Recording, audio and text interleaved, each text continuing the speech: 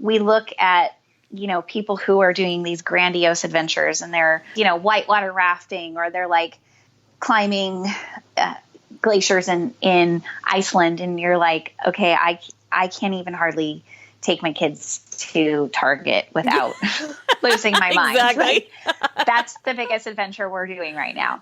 We walked to the mailbox and it was a disaster. So I think that it's really important to not compare ourselves and say, oh, if it's not something big, if it's not this, incredible, life-changing moment or trip, then it doesn't count. You're listening to the Read-Aloud Revival podcast. I'm your host, Sarah McKenzie, homeschooling mama of 6 and author of The Read-Aloud Family and Teaching from Rest. As parents, we're overwhelmed with a lot to do. It feels like every child needs something different. The good news is you are the best person to help your kids learn and grow, and home is the best place to fall in love with books. This podcast has been downloaded 7 million times in over 160 countries. So if you want to nurture warm relationships while also raising kids who love to read, you're in good company. We'll help your kids fall in love with books, and we'll help you fall in love with homeschooling. Let's get started.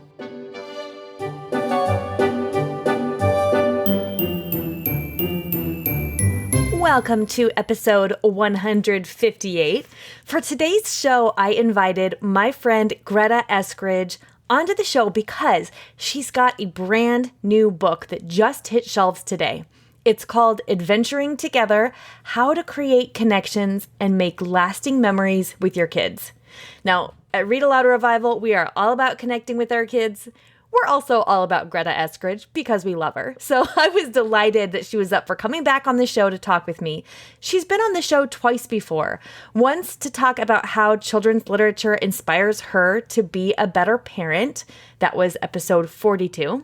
Then we had her back again for an episode on inspiring a love of nature through books.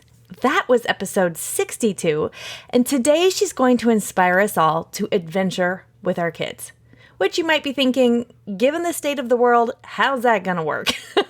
But that's one thing I love about Greta and her new book. She shows you how to do small things, moments at home, moments through books, and then when you're able, adventures out in the world as well that connect you to your kids and help you form lasting bonds with them.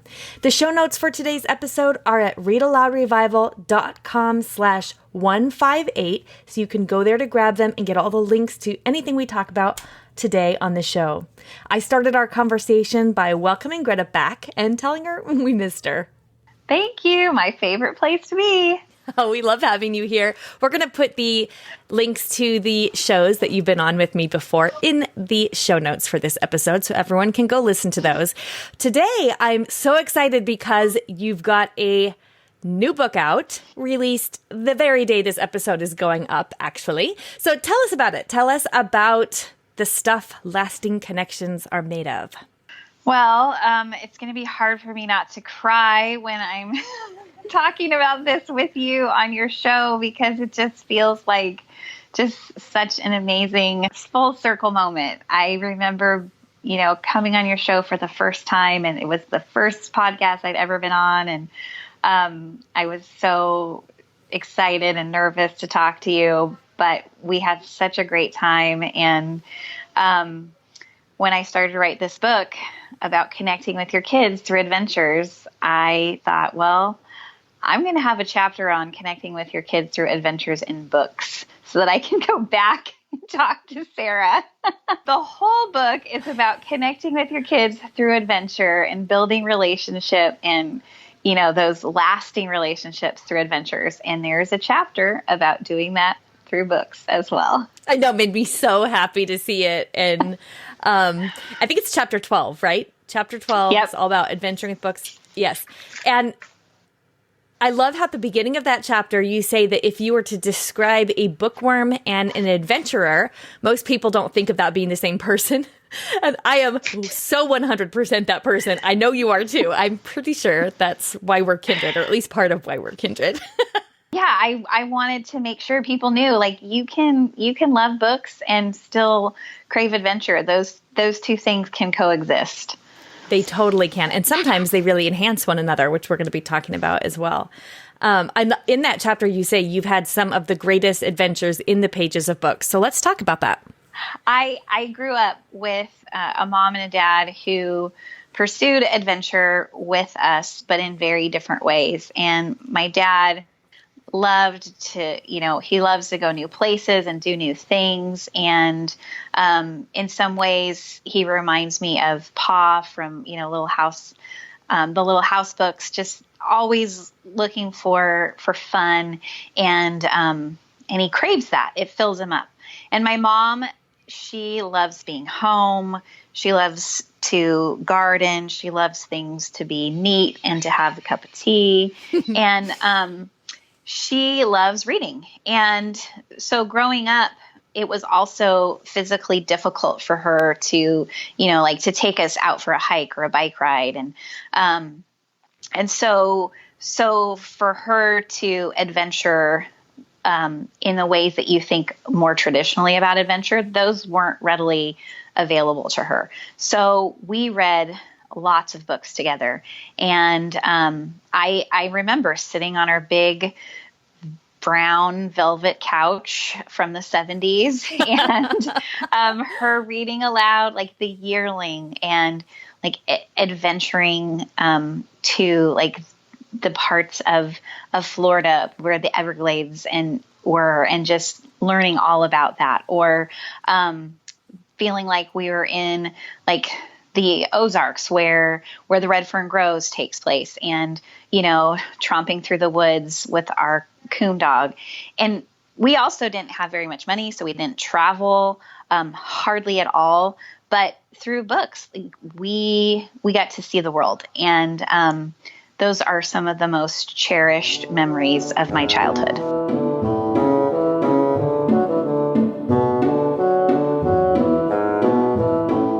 Well, it's so true, isn't it, that when you're reading a book about a place, especially just a really well-written book, you feel like you've been there. I don't remember which episode it's on, but which number it is, but we'll find it and put a link in the show notes. I talked to the author Amanda Dykes last year, who wrote a historical fiction novel for adults set in Maine, although she had never been to Maine. And we were talking about what an experience it is to try to write a book about a place you've never been but want to go, but all the different resources you can use and things like that. The funny thing is, I was telling her that right after I finished her book, I was in Florida at a conference, and somebody had mentioned that they were from Maine. And I was like, oh, I just went there. I mean, that's what that was the first thing I thought. I have never been to Maine, although I'm going to remedy that at some point, hopefully in the near future. But I've never been there, but I sure feel like I have. And that's really the experience when you're reading like Robert McCloskey's books, or, Yeah. Burt Dow, or, Blueberries for Sal, or Time of Wonder. I remember reading that particular book to my oldest when he was like 7, and it was so beautifully written, and the descriptions and just the experience of the book, like both of us had tears in our eyes when we were done. And it was just it's not like a deeply moving story, but just the way he wrote about the place and how much he loved it came through, and it moved us. Yeah. And it really makes you feel like you've been there. So I think when you go to Maine, then like when I go to Maine someday, right, I'm going to feel like I'm revisiting an old friend, I think. Yes. I love that so much. Yeah. And I love that your mom, being more of a homebody, was able to adventure with you through books, and then wasn't left out of that really beautiful connection with you to go on adventures together. Right. And I think that's, that carried through from childhood to even like when I got married. She gave me a Little House cookbook at one of my bridal showers, because we had spent so many hours of my childhood reading the Little House books together that it was like that, the adventures we had together in those books, she was sending me off on my next adventure to carrying those with me. And it's just like, it's incredible how much a book can move you and take you places where, you've never been, but you, like you said, you feel like you've been there. And they're so fun. Well, I also think, because what you're talking about really is making adventuring accessible to everybody. So yes. Whether people have a budget to be able to travel, or whether there are health issues, or whether there's a global pandemic happening, right. There's a lot of different things that can keep us from being able to go the places we might want to go. And books are such a beautiful way to be able to still go no matter what your right. other constraints are. Exactly. And you can... they're relational too, which is the focus of my book is that you're using adventures. They're your vehicle to build relationship, to build connections as a family. And books are so good at helping us create connections and just build those relationships with one another. So there's just nothing like having an adventure together through the pages of book, whether it's, a mom and a child or the whole family reading a book together. You feel like you have experienced not just the journey, but you've gone through the things that the characters have gone through. You're sharing jokes and memories from that story. When I love, and I'm sitting here thinking about connections and relationships, like you're talking about, this is the stuff our kids remember and carry with them, right? The books that we shared, the adventures that they had, the memories that we made together, whether it's on a hike or in a new place that you're exploring together, or any kind of adventure, or reading a book. I was just mentioning to a friend that my kids will mark sometimes our camping trips based on what we read aloud. Yes. So, like this last summer I read the Wild Robot while we were camping, and it's totally the Wild Robot camping trip. It was yes. We do the same, like on road trips. We'll start a new book or a new series, and so those different trips, even ones that we road trip to the same place year after year, but we can recall, oh, that was the year that we were doing the Chronicles of Narnia, or that was the year we were listening to the Green Ember. So we can even distinguish by, the year by the book we were reading, because the destination is the same, but the book is different. It's fun. Okay. The other thing I really love, are when books and our family adventures dovetail. So sometimes this happens in the most serendipitous ways. Right now, for example, my family is reading Jasper and the Riddle of Riley's Mine by Caroline Starrose. And it's a historical fiction middle grade novel about the Klondike Gold Rush. So we're reading it aloud. And then not too long ago, on a family outing, we went to the Crystal Gold Mine in Kellogg, Idaho. It's this old gold mine that was used like 100 years ago in the panhandle of Idaho. And so we went there to see the gold mine, and I hadn't planned it all, but when we got there, it was like there was a demo where we could pan for gold.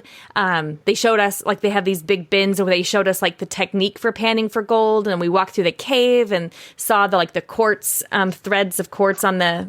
There's a name for ribbons, I think, of course. Anyway, it was so cool because I felt like the book was coming to life in front of us. Oh, yeah. And it was one of those places we didn't even know existed until the day before. And then I went, hey, this isn't very far away. Do you guys want to go to this? And so we went, and it was like our adventure, and then our adventures and our reading were dovetailing. And it's like magic when that happens. Right. And sometimes what I found with my kids, too, is things that we might not have been so interested in. We read a book, and then all of a sudden we've learned more about that. And then when we experience it in real life, we're so much more invested because the book made us care about it. So one time we were reading the Little Britches series by Ralph Moody, and the second book, he learns all about trick writing. And our family is not a horse family. We don't live near horses or ride horses, except we've done it, just here and there once or twice. But I have a niece who is a vaulter, which is, if you don't know what that is, it's like doing ballet on the back of a horse. It's crazy. Oh my gosh. Okay. And so we went to watch her do a vaulting competition. And because we had just read all about, Ralph Moody doing these tricks on horses, we were so much more excited because it came alive in a whole nother way because we had more knowledge about the subject and we cared about it more. We were excited. We would have been excited to see her regardless, but it just made it like next level.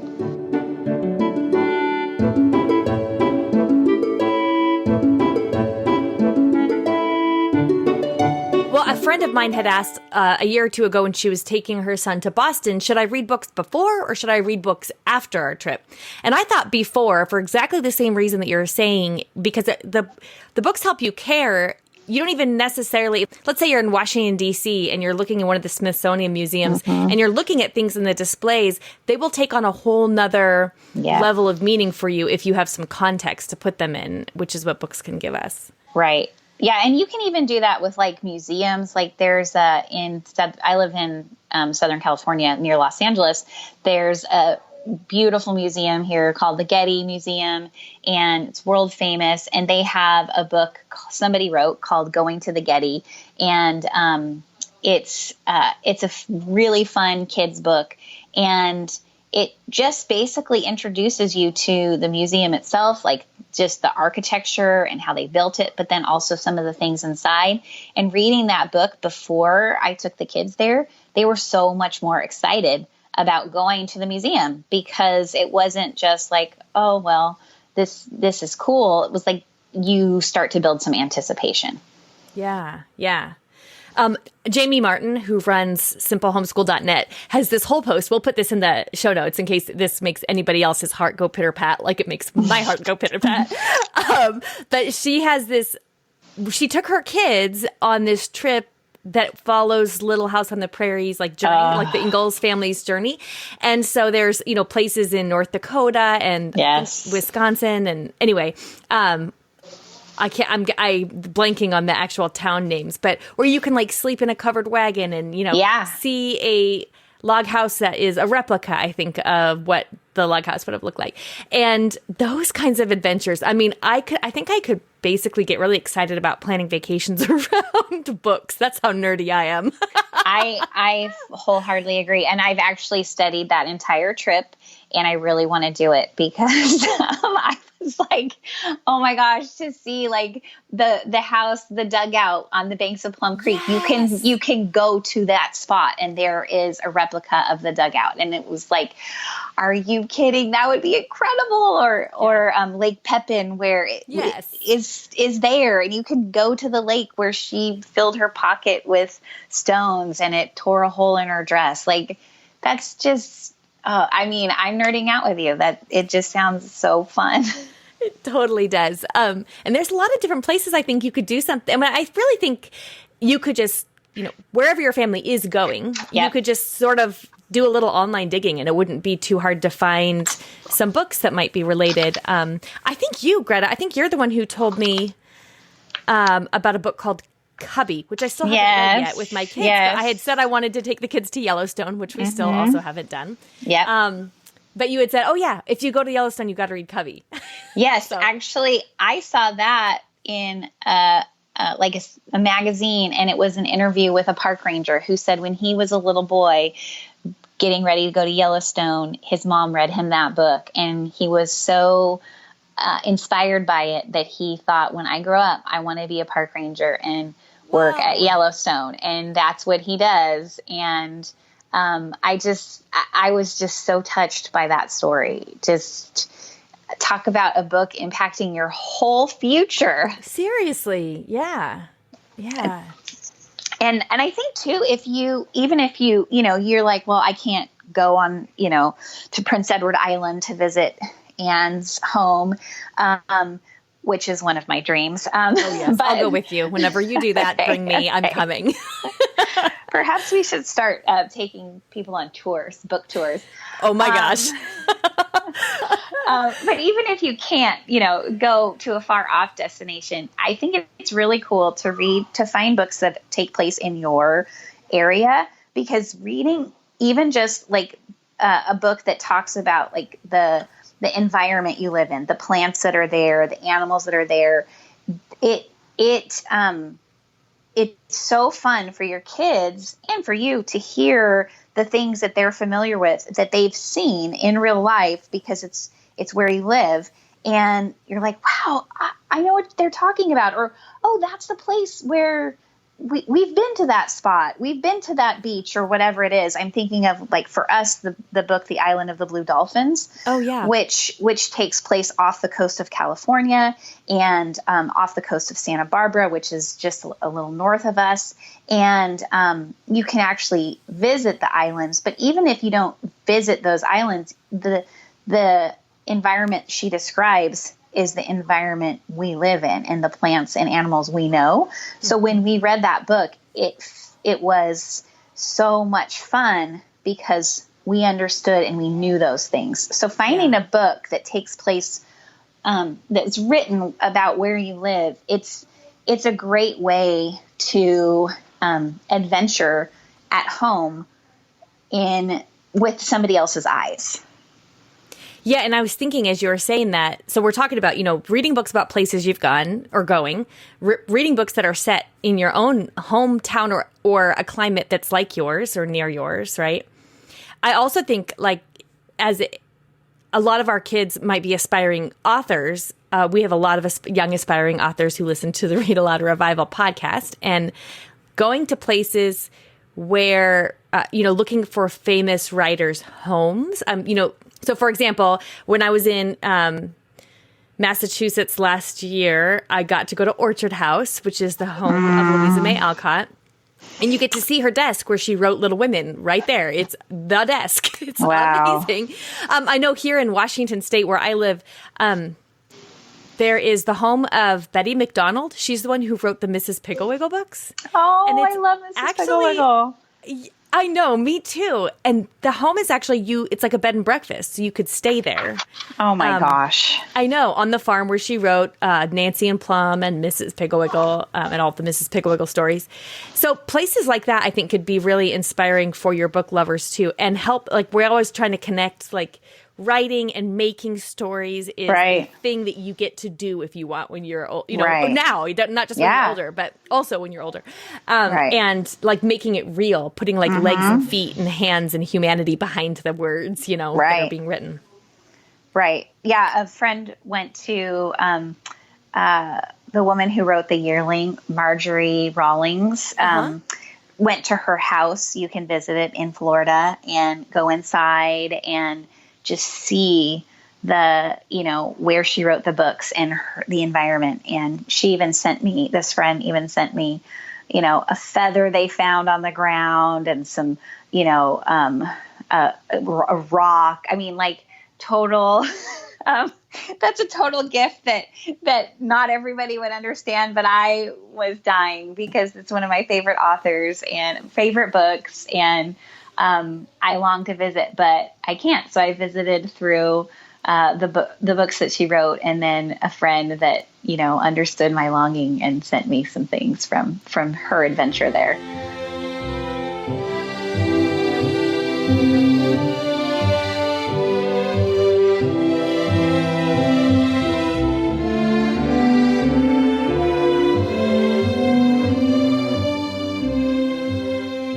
That's so fun. And that just gave me an idea. I don't know totally how it gave me this idea, but as you were talking about how you've longed to go there, but you can't, wouldn't it be fun to let each of our kids, like this summer, say, or something, each of you gets to pick a read aloud that's set, or a story that we're going to audiobook or whatever, that's set in a place that you wish we could go. Because a lot of us are stuck at home. And so and then you're not even limited to like where your budget could have taken you on a family trip. You could go anywhere. You could go to Australia. You could go to, anywhere in the world. And so that would be really fun. And to have them choose with that guiding idea of like, where would I go? And then pick a book based on that might lead you to some different books than you just pick if you were like, everybody gets to pick a read aloud, Right. And then you could do, my next favorite thing, which is to celebrate books, when they're done, they could have a book celebration where you eat food from that place. You could wear clothing from that place if you can find some costumes, which, kids are so creative. They always can rustle something up. And you can further experience the place that you went to in the book. And we love to end books with celebrations. So I think that sounds like a really fun summer project. Oh, I do too. I love that idea. Okay, so your book is about not just adventuring through books, but it's about adventuring with our kids. So let's talk a little more about that too, because, a lot of our listeners to this podcast do read with their kids quite a bit, or at least they want to read with their kids, right? Right. So if they're also wanting to up the ante on their adventuring with their kids, where can they start? Apart from getting your book, which I highly recommend, and we're going to have it in the show notes of this episode, where do you have some tips for parents who are like, I want that, I just don't know how to get started? Okay. Well, so I have in my book, for example, you can start outside, adventures indoors, doing adventures that are going to push you, maybe ones that are a little bit harder. But I really suggest that if it's something new to you, you start small.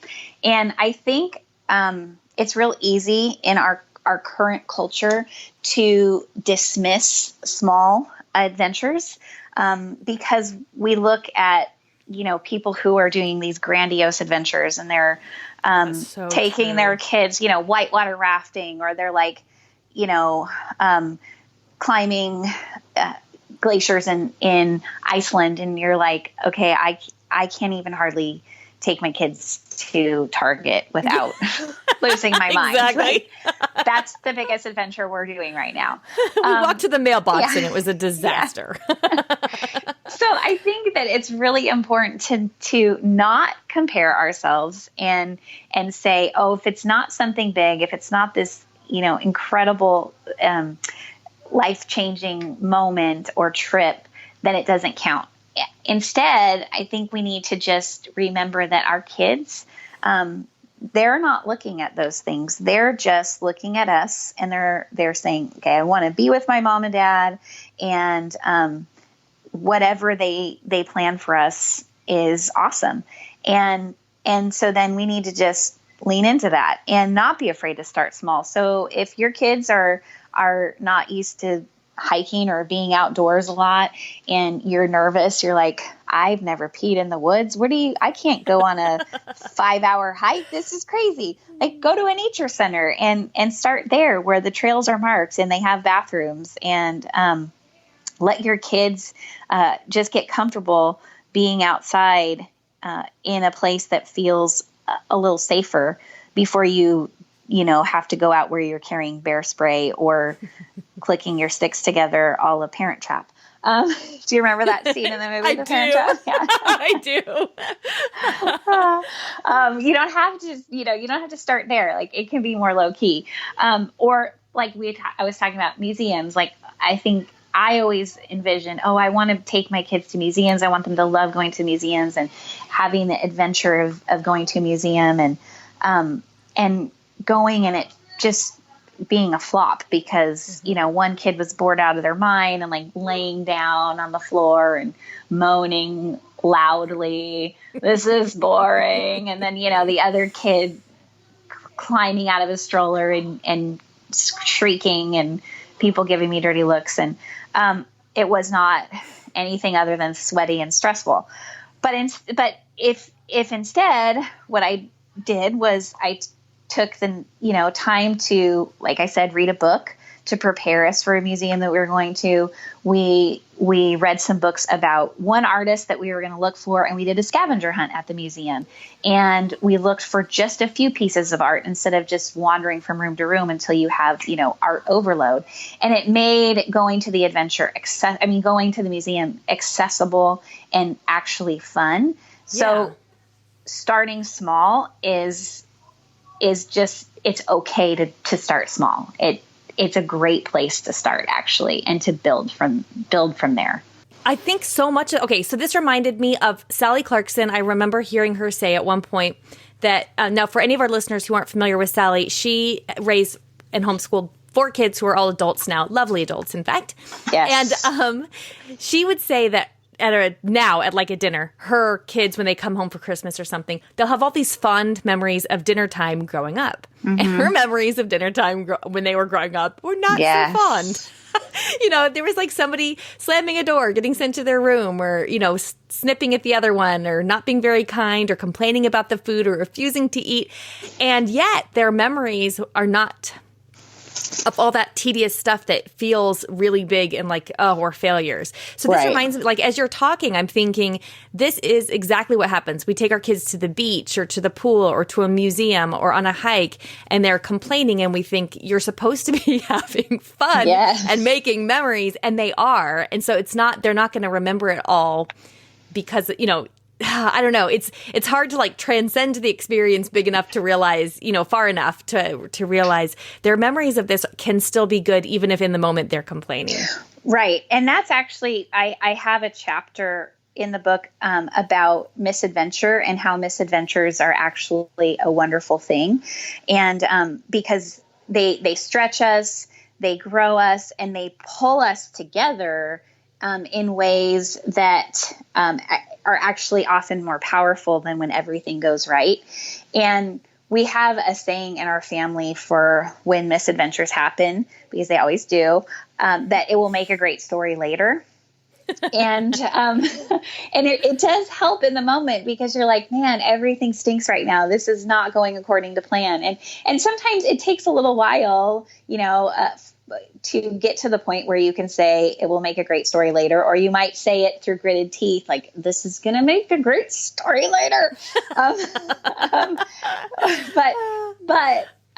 But really, the truth of that, it's so evident, because you'll go back and you'll say, as a family, oh, remember when this happened, and oh my gosh, we were so stressed, or we were so scared, or we were so wet and uncomfortable, or whatever.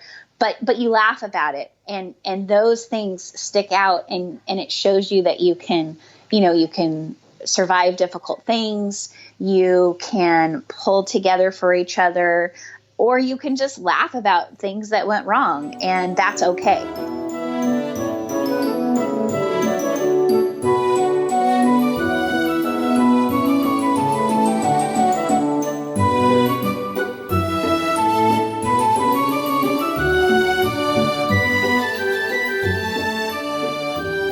Yeah, will you tell the story about your first trip to Yosemite that you tell in the book?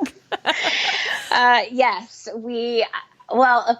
I'm an Enneagram 7. I'm a huge dreamer. I make big plans, and I just have such high expectations. So it was our first family trip to Yosemite. I had all these expectations of what it would be like, and we got there hours and hours late because of mudslides and traffic jams. And we got into our little tent. It was a tent cabin for all 6 of us, which was basically a canvas tent. But in the middle of the night, we woke up with, like, it sounded like, fireworks were going off in the tent. And it was a huge, huge thunder, lightning, and rainstorm and hail. And it was kind of terrifying. Like, we couldn't get out of our tent. And I hope it's okay that I tell this story, but I had to pee really bad, and I couldn't leave the tent because of the lightning. And I had to pee in a trash can in the tent. And one of my kids heard and was like, "What are you doing?" And I'm like, "Just peeing in the trash can. Just go back to sleep." So, oh my. And then the next morning, everything was wet. Everything was raining. It was raining still. There was mud, and none of my plans for a beautiful hike or nothing was working. And I kind of had a temper tantrum, and everyone could see how mad I was. And I'm sure if someone said, "This will make a great story later, Mom," I would have probably glared at them or said, "Now's not the time," Don't throw those words back in my face. Right. But my husband, he kind of saved the day, and we went into the one hotel that's in Yosemite Valley, and it's this big, beautiful historic hotel. And he said, we're going to have lunch here. And I, of course, thought we couldn't afford it because we had, sandwiches back in our cooler. And he's like, no, I think we need to do this. And you need to just enjoy the moment, even though it's not what we planned. And it was beautiful, and it was humbling, and none of us will ever forget it, even though it was not at all what we had in mind. So good. I love that because it's true that on a big trip like Yosemite, or on a tiny trip like a hike in your, at a local trail that didn't take you very long to get to, things can go wrong. But remembering that you aren't going to think it's so funny that this is going to make a great story later, but it really does make a great story later. Yeah.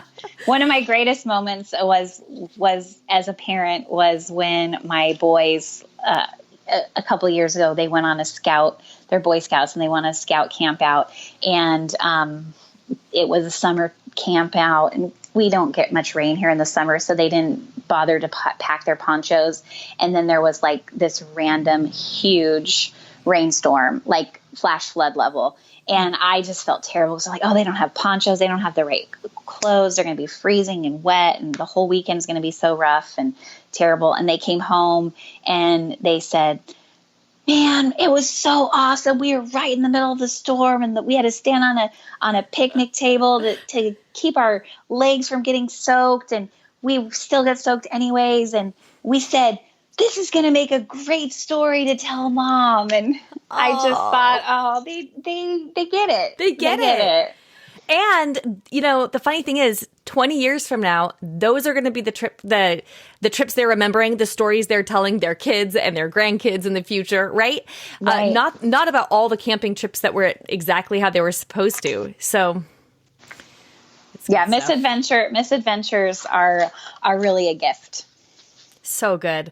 Well, I cannot believe our time has already flown by. I want every listener to know I've read this book. I love this book. It is called Adventuring Together: How to Create Connections and Make Lasting Memories with Your Kids by Greta Eskridge, and it's available today. So get your hands on it. Greta, you need to write another book so you can come on back, or you don't have to write another book. You can come on back anyway. Now it's time for Let the Kids Speak. I love this part of the podcast because kids share the books that they've been loving lately.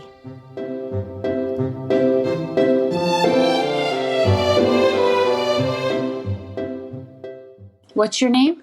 Jack. And where do you live, Jack? In Michigan. Michigan. And how old are you? 4. You're 4. And what is your favorite book?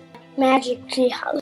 Because it has a lot of stuff that I love. Okay, what's your name? Judd. And how old are you, Judd? 5.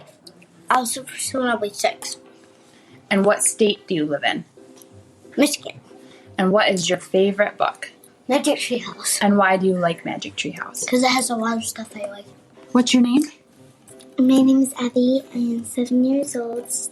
My favorite books are Magic Tree House, Little House on the Prairie, and Boxcar Children. Boxcar Children? I like them because they're adventurous, and some of them are very funny. What's your name? Luke. And how old are you? 2. 2? And what's your favorite book? A treehouse. Treehouse? Yeah. And Critter. And critter books? Yeah. What's your name? Isaac. And how old are you? I'm 4 years old. And where do you live? In Oak Creek, Wisconsin. And what's your favorite book? The Trumpet of the Swan. And why do you like that book? Because I like Lewis's wife. What's your name? Caleb. And how old are you? 4. And where do you live? In Oak Creek. And what's your favorite book? Machines at Work. Not The Road That Trucks Built? Yes, the road that trucks built. And why do you like that book? Because my favorite is orange. Hi, my name is Lucas, and my favorite book is the Jesus Storybook Bible. And why do you like it? Because it's the best. And how old are you? 4. And where do you live? And I'm close to 6. Where do you live? In Pennsylvania, Yardley. Hi, my name is Sam, and I am 9 years old, and I live in Yardley, PA. And my favorite book is Robinson Crusoe, and I like it because of the fighting and the adventure. Hi, my name is Jack, and my favorite book is the Action Bible, and the publisher is David Cook. And I like this book because it's told through a comic book style, and it has amazing illustrations. Hi, my name is Caitlin. I am 15 years old. I live in Yardley, Pennsylvania. My favorite book is The Goose Girl by Shannon Hill. I like it because it includes horses, and my favorite character is Issy because she is brave and kind. Oh, I love The Goose Girl too, so good choice. Great recommendations, kids. I always love to hear from you. Hey, Greta Eskridge's brand new book that we talked about in this show is available today anywhere books are sold. I highly, highly recommend it, whether you're able to get out of the house for your adventures or you're going to be doing your adventuring through the pages of a book. It's a one that you're going to want for your own shelves. If you'd like a peek at what it looks like inside RAR Premium, you can go to readaloudrevival.com/inside premium for a look behind the scenes. RAR Premium, of course, helps your kids fall in love with books, and it helps you fall in love with homeschooling. We've got master classes, professional development for homeschooling mamas, family book clubs, writing workshops for kids taught by their favorite authors. Oh my goodness, it's amazing. So many new members have said, I cannot believe how long that I resisted joining for so long. This is amazing. So come on over and take a peek so you can see what's behind the curtain there. That's readaloudrevival.com/inside premium. All right, that's it for today. You know the drill. Until next time, go make meaningful and lasting connections with your kids through books.